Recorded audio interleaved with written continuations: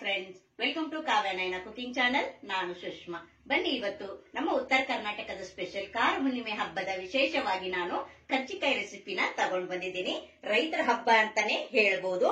ನಮ್ಮ ಉತ್ತರ ಕರ್ನಾಟಕದಲ್ಲಿ ಪ್ರತಿಯೊಬ್ಬರ ಮನೆಯಲ್ಲೂ ಕೂಡ ಈ ಹಬ್ಬವನ್ನು ಆಚರಿಸ್ತೀವಿ. ನೋಡಿ, ಇನ್ನು ವೆರೈಟಿ ಆಗಿ ನಾವು ಮಾಡ್ತೀವಿ.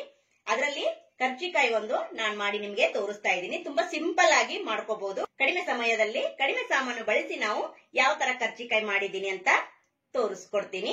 ಬನ್ನಿ ಫ್ರೆಂಡ್ಸ್. ಪರಾತನ್ನ ತಗೊಂಡಿದ್ದೀನಿ. ಈಗ ನಾನು 1 ಕಪ್ ಆಗುವಷ್ಟು ಮೈದಾ ಹಿಟ್ಟನ್ನ ಹಾಕೋತಾ ಇದ್ದೀನಿ. ಹಾಗೆ ಅದೇ ಕಪ್ ಅಳತೆಯಲ್ಲಿ ಅರ್ಧ ಕಪ್ ಆಗುವಷ್ಟು ಚಿರೋಟಿ ರವೆನ ತಗೊಂಡಿದ್ದೀನಿ. ನೀವು ಸಮಸಮವಾಗಿ ಕೂಡ ಹಾಕೋಬಹುದು. ರುಚಿಗೆ ಉಪ್ಪು, 1 ಟೇಬಲ್ ಸ್ಪೂನ್ ಅಷ್ಟು ತುಪ್ಪನ ಸೇರಿಸ್ಕೊತಾ ಇದ್ದೀನಿ. ಇವಾಗ ಚೆನ್ನಾಗಿ ಮಿಕ್ಸ್ ಮಾಡ್ಕೊಳ್ಳೋಣ. ಹೊಸಬ್ರು ಯಾರಾದ್ರೂ ವಿಡಿಯೋ ನೋಡ್ತಾ ಇದ್ರೆ ಪ್ಲೀಸ್ ಸಬ್ಸ್ಕ್ರೈಬ್ ಮಾಡ್ಕೊಂಡು ನೋಡಿ. ವಿಡಿಯೋನ ಎಲ್ಲೂ ಕೂಡ ಸ್ಕಿಪ್ ಮಾಡಬೇಡಿ, ಪೂರ್ತಿಯಾಗಿ ವಿಡಿಯೋ ನೋಡಿ ಸಪೋರ್ಟ್ ಮಾಡಿ. ನಾವು ಸಿಂಪಲ್ ಆಗಿ ರೆಸಿಪೀಸ್ ನ ತೋರಿಸ್ಕೊಡ್ತಾ ಇರ್ತೀನಿ. ಈಗ ಸ್ವಲ್ಪನೇ ನೀರು ಹಾಕೊಂಡು ಗಟ್ಟಿಯಾಗಿ ನಾದ್ಕೊಳ್ಳೋಣ.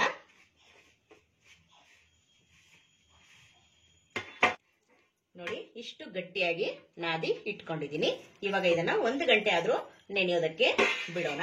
ಮೇಲೆ ಸ್ವಲ್ಪ ನೀರನ್ನ ಬೇಕಾದ್ರೂ ಈ ತರ ಹಾಕೋಬಹುದು, ಅಂದ್ರೆ ರವೆ ಚೆನ್ನಾಗಿ ನೆನಿಬೇಕಲ್ವಾ, ಅದಕ್ಕೋಸ್ಕರ ಇವಾಗ ಇದನ್ನ 1 ಗಂಟೆ ನಾನು ನೆನೆಯೋದಕ್ಕೆ ಬಿಡ್ತೀನಿ.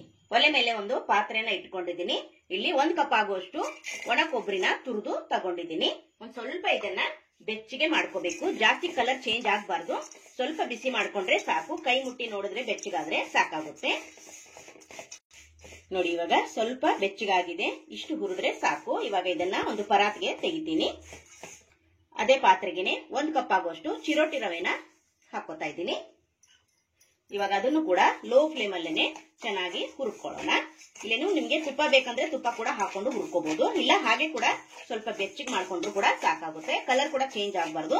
ಸ್ವಲ್ಪ ಇದನ್ನು ಕೂಡ ಬಿಸಿ ಮಾಡ್ಕೊಳ್ಳೋಣ. ನಮ್ಮ ವಿಡಿಯೋಗಳು ಇನ್ನು ಯಾರೆಲ್ಲ ನೋಡಿಲ್ಲ ಪ್ಲೀಸ್ ಹೋಗಿ ವಿಡಿಯೋ ನೋಡಿ ಸಪೋರ್ಟ್ ಮಾಡಿ ಫ್ರೆಂಡ್ಸ್.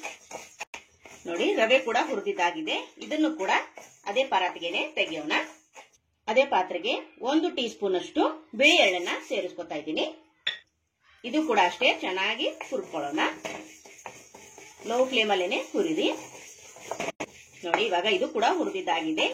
ಇದನ್ನು ಕೂಡ ಅಷ್ಟೇ ಪರಾತಿಗೆ ಹಾಕೊಳ್ಳೋಣ. 1 ಟೀ ಸ್ಪೂನ್ ಅಷ್ಟು ಗಸಗಸೆನ ಸೇರಿಸ್ಕೊತಾ ಇದ್ದೀನಿ. ಇದು ಕೂಡ ಅಷ್ಟೇ ಚೆನ್ನಾಗಿ ಚಟಪಟ ಅನ್ನೋಗೆ ಹುರ್ಕೊಳ್ಳೋಣ. ನೋಡಿ, ಪಾತ್ರೆ ಹೇಗಾದ್ರೂ ಬೆಚ್ಚಗಿರುತ್ತೆ. ಸ್ವಲ್ಪ ಬಿಸಿ ಮಾಡ್ಕೊಂಡ್ರೆ ಸಾಕು. ಕಡಿಮೆ ಸಾಮಗ್ರಿಗಳನ್ನ ಬಳಸಿ ಸಿಂಪಲ್ ಆಗಿ ತೋರಿಸ್ಕೊಡ್ತಾ ಇದ್ದೀನಿ.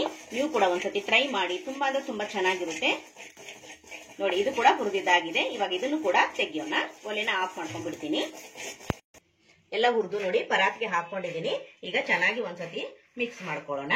ನೀವು ಇಲ್ಲಿ ಸಕ್ಕರೆನ ಪುಡಿ ಮಾಡಿ ಕೂಡ ಹಾಕೋಬಹುದು, ಬೆಲ್ಲ ಕೂಡ ಹಾಕೋಬಹುದು, ಇಲ್ಲ ಮುದ್ದೆ ಸಕ್ಕರೆ ಅಂತ ಸಿಗುತ್ತೆ, ಅದನ್ನು ಕೂಡ ನೀವು ಹಾಕೋಬಹುದು. ನಿಮ್ ಇಷ್ಟ, ನಿಮ್ಗೆ ಯಾವ್ದು ಬೇಕೋ ಅದನ್ನ ನೀವು ಹಾಕೋಬಹುದು. ಇವಾಗ ನಾನಿಲ್ಲಿ ಬೆಲ್ಲನ ಹಾಕೋತಾ ಇದ್ದೀನಿ. 1 ಕಪ್ ಅಷ್ಟು ಅಳತೆಯಲ್ಲಿ ತಗೊಂಡಿದ್ದೀನಲ್ವಾ, ಬೆಲ್ಲ ಕೂಡ ಅಷ್ಟೇ 1 ಕಪ್ ಅಷ್ಟು ನಾನು ಬೆಲ್ಲನ ಹಾಕೊಂತೀನಿ. ನೀವು ಸ್ವೀಟ್ ಜಾಸ್ತಿ ಬೇಕಾದ್ರೆ ಜಾಸ್ತಿ ಕೂಡ ನೀವು ಹಾಕೋಬಹುದು. ಇವಾಗ ಮೊದಲು ಸ್ವಲ್ಪ ಹಾಕೊಂಡು ಇದನ್ನ ಚೆನ್ನಾಗಿ ಮಿಕ್ಸ್ ಮಾಡ್ಕೊಳ್ಳೋಣ. ಸ್ವಲ್ಪ ನೋಡೋಣ.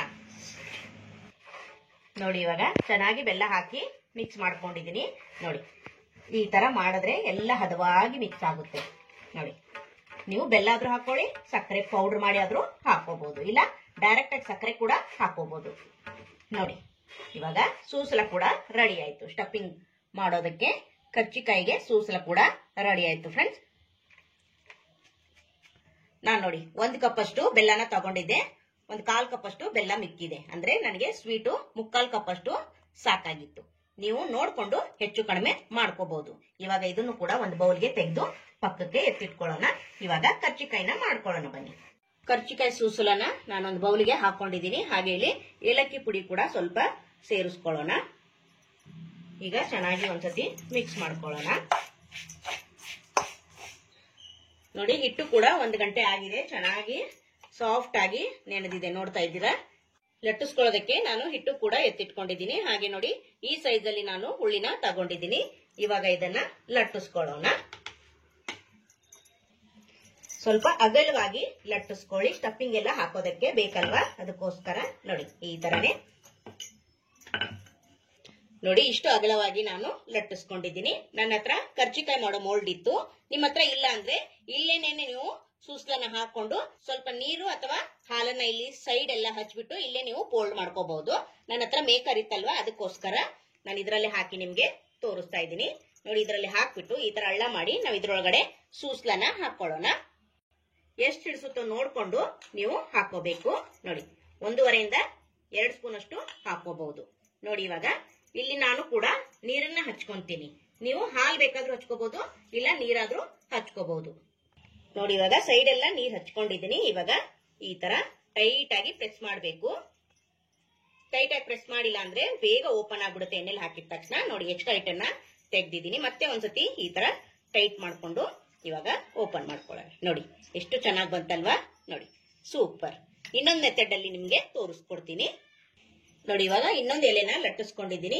ಇವಾಗೂ ಅಷ್ಟೇ ನೋಡ್ಕೊಂಡು ಎಷ್ಟು ಇಳಿಸುತ್ತೋ ಅಷ್ಟೇನೆ ಹಾಕೊಳ್ಳಿ. ನೋಡಿ ಈ ತರ ನೋಡಿ ಸೈಡ್ ಅಲ್ಲಿ ನಾನು ಇವಾಗ ನೀರನ್ನ ಹಚ್ಕೋತಾ ಇದ್ದೀನಿ.